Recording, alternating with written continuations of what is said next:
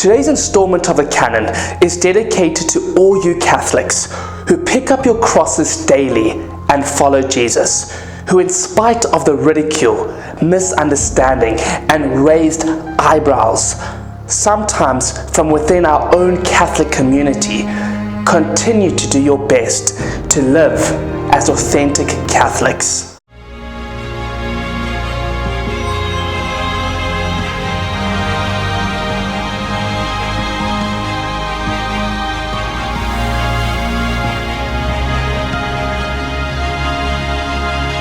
I'm sure many of you can relate when we say that there are days when being Catholic, accepting all the Church has taught for 2,000 years and trying to apply it in all situations, can feel overwhelming.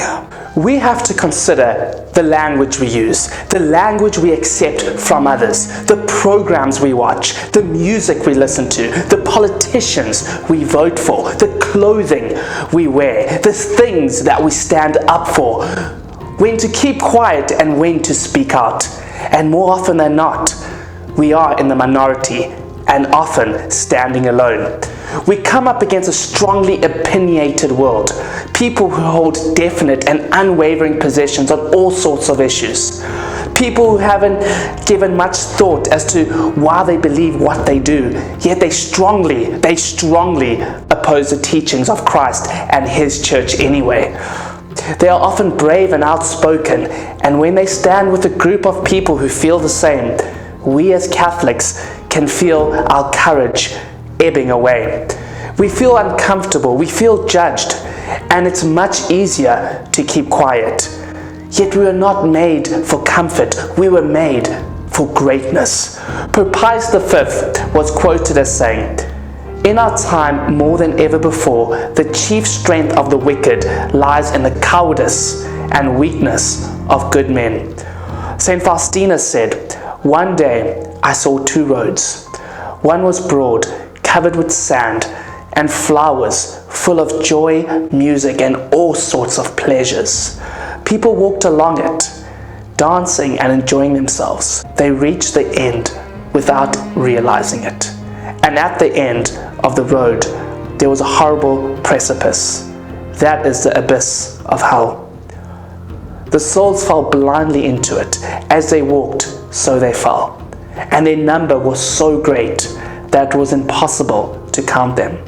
And I saw the other road, or rather a path, for it was narrow and strewn with thorns and rocks, and the people who walked along it had tears in their eyes, and all kinds of suffering befell them. Some fell down upon the rocks, but stood up immediately and went on. At the end of the road there was a magnificent garden, filled with all sorts of happiness, and all these souls entered there. At the very first instant, they forgot all their sufferings."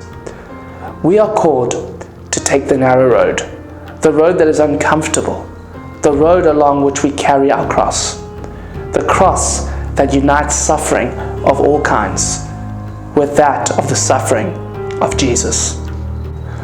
Venerable Fulton Sheen once said, "The refusal to take sides on great moral issues is itself a decision. It is a silent acquiescence to evil." The tragedy of our time is that those who still believe in honesty lack fire and conviction, while those who believe in dishonesty are full of passionate conviction. In Matt Fradd's Pocket Guide to the Rosary, we read, "Meditating on the contempt the crowds and soldiers showed Christ, we are reminded that we are also called to bear persecution. Jesus said, 'If the world hates you, you know that it has hated me before it hated you.' In John chapter 15 verse 18, why would the world hate us? Jesus said, 'If you are of the world would love its own.' Being of the world can take on many faces. We can become caught up in social norms. We can go against God and His commandments in the pursuit of riches or fame, rather than the sacrifice and piety and in self-gratification instead of holiness. We want to be liked, to be welcomed by friends and strangers alike. but that path may not lead us to holiness. No matter the persecution we face in life, we can always take courage in our Lord's words. In the world you have tribulations, but be of good cheer. I have overcome the world. Bear that in mind.